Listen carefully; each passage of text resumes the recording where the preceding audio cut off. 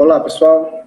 Sejam bem-vindos, né, a mais uma das nossas aulas de Sistema de Informação e Planejamento. A gente, nas últimas vídeos que passou, a gente falou sobre vários exemplos de como se fazer tabelas, né? A gente explicou o que era uma tabela, o que deveria ter, e falou vários exemplos de como se devia fazer uma tabela no Microsoft Word. Agora, a partir dessa aula, a gente entra, vamos dizer assim, na segunda unidade, que é uma grande unidade na qual a gente vai debater sobre gráficos. É um outro tipo de representação de dados, que a gente já falou lá no começo do curso, e que agora a gente vai entrar em maiores detalhes. Então, assim como as tabelas, a gente pode responder a pergunta de para que servem os gráficos, a gente pode dar praticamente a mesma resposta. A gente quer agrupar uma grande quantidade de informação dentro de uma ferramenta, de um objeto, que seria o gráfico, e permitir que o seu interlocutor, o seu leitor, possa olhar para aquilo e tirar a informação de forma bem rápida, tá? Facilita a compreensão. Se você tiver que escrever tudo, às vezes, que tem no gráfico, complica demais, e você, ao mostrar no gráfico, existem códigos que a gente vai aprender a entender nos diferentes gráficos, que a gente aprende rapidinho o que aquela informação toda quer dizer. Então, assim como tabelas são também ferramentas, são instrumentos, são objetos, na verdade, no qual a gente representa os dados de forma a facilitar bastante a interpretação do leitor. Aí você pode dizer assim, nossa, mas existem muitos tipos de gráficos. Eu fui no Google e eu vi que existiam 78 tipos diferentes de gráfico. Tem um site que fala que tem 150 tipos diferentes de gráfico. Aí é uma daquelas coisas que normalmente eu faço uma comparação de que gráficos parecem com sabor de pizza. Você, quando vai numa pizzaria ou está lá no iFood, sei lá onde é que tem essas coisas de pedido online, né, de pizza, aí você vê 70 sabores, 90 sabores, sei lá quantos. Mas se você reparar com bastante atenção, todas elas são queijo, presunto e não sei o quê. Quando tira o presunto, é queijo e não sei o quê. Às vezes é queijo com queijo. Então, na verdade, se a gente for olhar, boa parte dos gráficos, eles são uma especialização de gráficos mais básicos. O que a gente vai debater, principalmente aqui na nossa disciplina, é como criar gráficos. Opa, voltei aqui, estava travado. É como criar gráficos que sejam mais simples, mas que possa cobrir cerca de 90 e tantos por cento das vezes que a gente for precisar deles, tá? Então, eu sei que tem muitos gráficos, com certeza tem. E cada um desses gráficos tem um significado importante e tudo. Mas nessa disciplina, nosso objetivo é colocar para vocês as coisas mais básicas. Tendo os gráficos mais básicos, eu tenho certeza que vocês vão ser capazes de trabalhar nas dissertações, nos relatórios de vocês, com esses básicos. Depois a gente pode partir até para uma apresentação avançada de outros gráficos, mas não nesse momento aqui, em que a gente quer, na verdade, sair de um ponto em que eu não estou habilitado ainda a criar gráficos bons, inteligentes e bonitos, para um outro momento em que eu já sei fazer o básico e aí eu posso partir para gráficos mais avançados.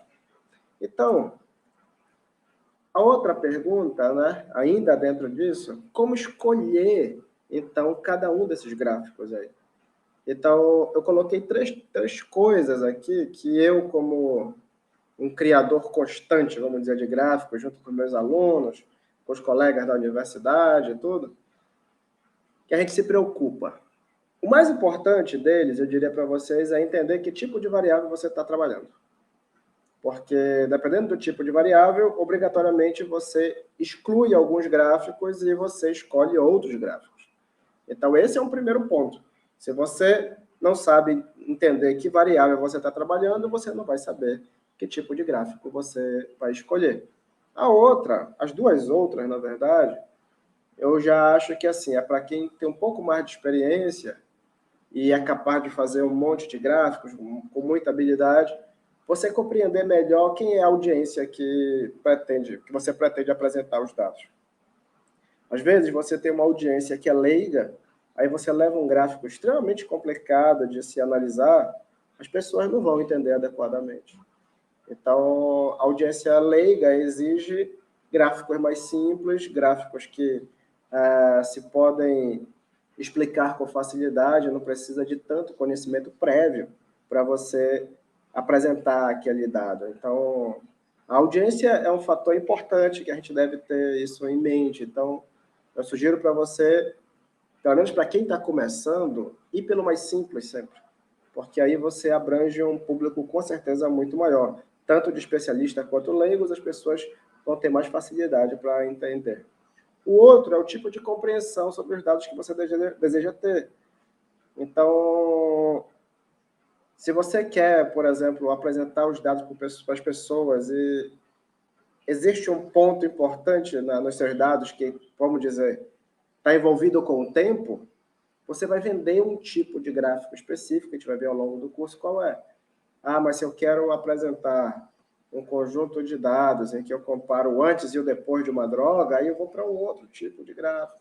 Então, o que eu quero, na verdade? Os dois são tempo, antes e depois. E o outro é o tempo contínuo ao longo do ano. Então, dependendo do que eu quero, eu posso ir para um lado e posso ir para outro. Depende do tipo de gráfico que eu vou usar, eu posso induzir o meu leitor a ter interpretações. E quando eu falo induzir interpretações, não quer dizer que eu estou induzindo errado, eu estou querendo fazer com que a pessoa entenda errado. Só quero dizer que eu quero facilitar a compreensão dele de acordo com uma visão, com uma história que eu pretendo contar, tá bom? Então, essa é uma coisa importante. Deixa eu voltar agora aqui a minha foto, que agora não está mais cobrindo o texto aqui do slide. Então, daqueles parâmetros que pode fazer você decidir que tipo de gráfico você pretende fazer, eu considero que o mais importante é o parâmetro variável. Existem basicamente dois tipos de variáveis, tá, pessoal, que a gente pode dizer. Variável é aquilo, para quem não tem tanto conhecimento a respeito da metodologia científica, da análise de dados e estatística, variável é o nome que a gente dá para uma coisa que nós temos interesse em estudar, tá? Então, se o meu interesse é estudar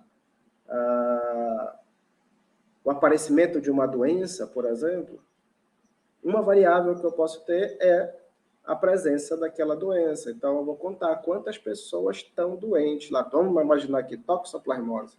Número de casos de toxoplasmose. Aí eu vou a uma cidade, vejo quantas pessoas tem, quantas têm toxoplasmose e quantas não têm toxoplasmose. Então, a variável é ter ou não a doença. E eu vou quantificar os que têm e os que não têm. Isso é uma forma de fazer. Eu posso também querer, por exemplo, fazer um bolo, e aí o meu interesse é saber o quanto de trigo eu devo colocar na minha receita para que meu bolo fique bom. Então, eu posso ter uma variável do meu interesse que é a quantidade de trigo. Aí o valor vai ser 30 gramas, 40 gramas, 50 gramas, 60 gramas, e daí por diante, né? Então, vejam como as variáveis podem ter naturezas bem diferentes. E elas são divididas, como eu coloquei aqui, em categóricas e contínuas. Aí a pergunta que, claro, está surgindo aí é o que é uma variável categórica, né? Então, uma variável categórica, pessoal, eu coloquei o exemplo desse conjunto de petecas, bolas, sei lá, coloridas aí, e aí eu tenho interesse em conhecer esse conjunto aí de bolas, né? São os dados que eu tenho interesse em entender. Então, uma forma de eu tentar estudar esse conjunto de bolas é dizer o seguinte: eu vou separar essas bolinhas em categorias. O que quer dizer isso? Eu vou separar em quantas bolinhas brancas tem, quantas bolinhas amarelas tem, quantas bolinhas vermelhas, azuis, violetas e daí por diante. Então, se eu for contar, pego os meus dados, aí eu vou ver que tem 10 brancas, tem 10 amarelas, tem 10 vermelhas, provavelmente tem 10 das outras, aí laranjadas, azuis e daí por diante. Então, a variável que eu estudei foi cor das bolinhas. Quantas bolinhas tem para cada cor? Então, eu categorizei, eu disse, olha, eu quero um tipo de bola, outro tipo, no caso cor, né? uma cor, uma cor, uma cor, uma cor. Eu tenho, aqui no quadro, eu coloquei na apresentação, eu coloquei 3 tipos, né? 3 categorias, branca, amarela e vermelha. Vamos dizer que fosse as do meu interesse. Mas poderia ser qualquer outra. Se eu pegasse numa população que tem um problema de saúde, eu poderia pegar pessoas saudáveis, pessoas com sobrepeso e pessoas com obesidade. E aí eu contaria o número de pessoas, provavelmente, aí numa população, vamos dizer assim. Então, isso são variáveis categóricas. Aqui era a cor, no outro exemplo era o peso da pessoa, ou a categoria de peso da pessoa, tá? Aqui, nas variáveis contínuas, é quando eu tenho interesse em alguma coisa, e essa alguma coisa, ela pode ser medida em valores numéricos contínuos, o que lá na matemática do primeiro grau a gente chamava de números inteiros ou números naturais, né? Então, por exemplo, aqui, eu tenho um rapaz em cima da balança. Quando esse rapaz ele sobe na balança, eu vou ter um valor para o peso dele, tá? Ah, então a massa dele, no caso aqui, 75 quilogramas, tá? Vamos dizer. Aí a altura, vou ter um valor para a altura dele. A altura dele era de 1,75 m, né? E eu posso fazer um gráfico desse. Ele tem 1,75 m com 75 quilogramas. Aí eu poderia fazer aqui, ó, um pontinho, se fosse o caso, né? Acho que aqui dá para eu fazer, pegar o ponteiro aqui, a caneta, né? A pessoa tem 1,75 m e tem 75 quilos. Então, é mais ou menos aqui que se encontra o meu sujeito, tá? Ah, não, o cara tem 1,50 m e 45 quilos. Ah, tá bem aqui o meu sujeito. Então, essas duas variáveis, elas são variáveis que a gente chama de contínuas ou numéricas, né? Porque tanto o peso quanto a altura, eu não fico contando o número de pessoas nesse caso. Eu estou contando o valor que o peso tem, o valor que a altura tem. E existe uma faixa de possibilidades, né? Que ela é contínua. Eu posso ter desde pessoas com peso de 1,5 kg, 2 quilos, 3 quilos ao nascer, até pessoas com 200 e tantos quilos, por exemplo. Eu posso ter pessoas que nascem com 45 centímetros, até jogador de basquete com 2,20 metros de altura. Então, essas variáveis, que seria aqui a altura e peso, elas têm isso. A gente poderia ter outras variáveis, como idade. A gente tem a idade de 0 até 100 e sei lá quantos anos pode ter. A gente também pode fazer outras medidas, como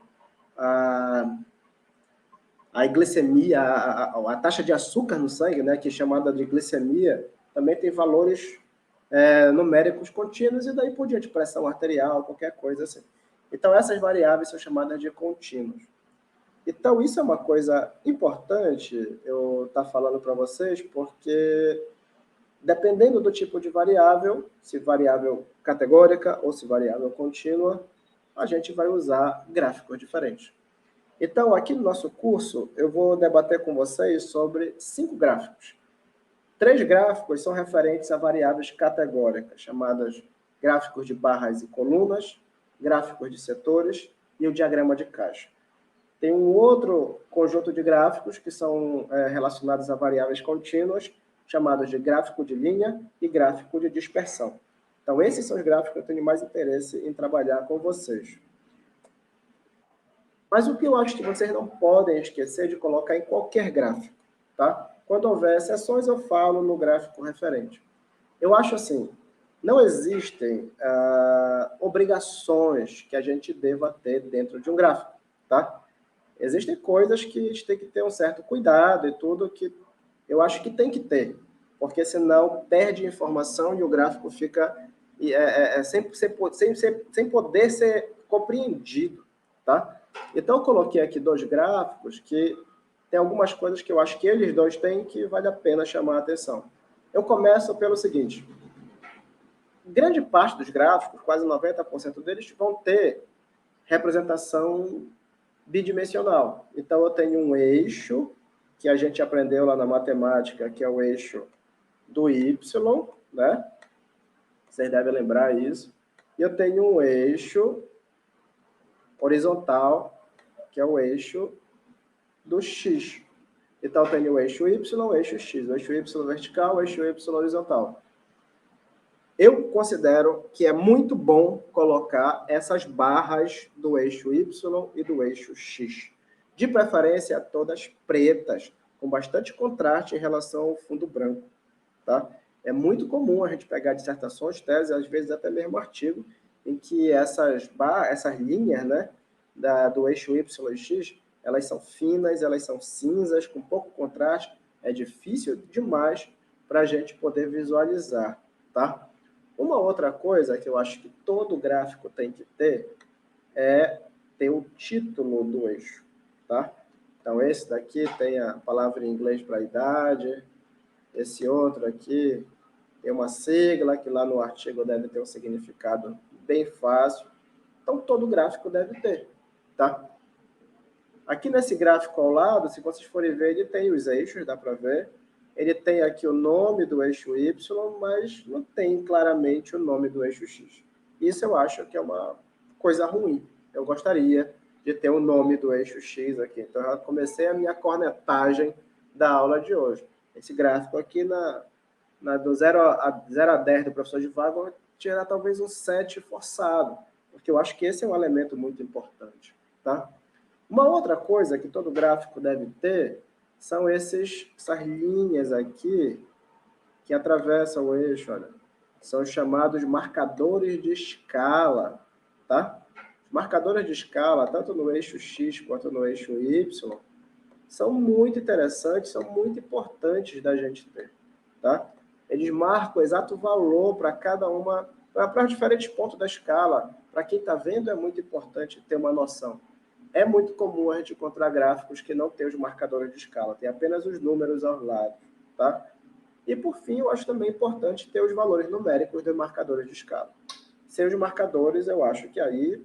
Não, sem os valores numéricos, na verdade, sem os marcadores é ruim. Sem os valores numéricos, pior ainda, tá?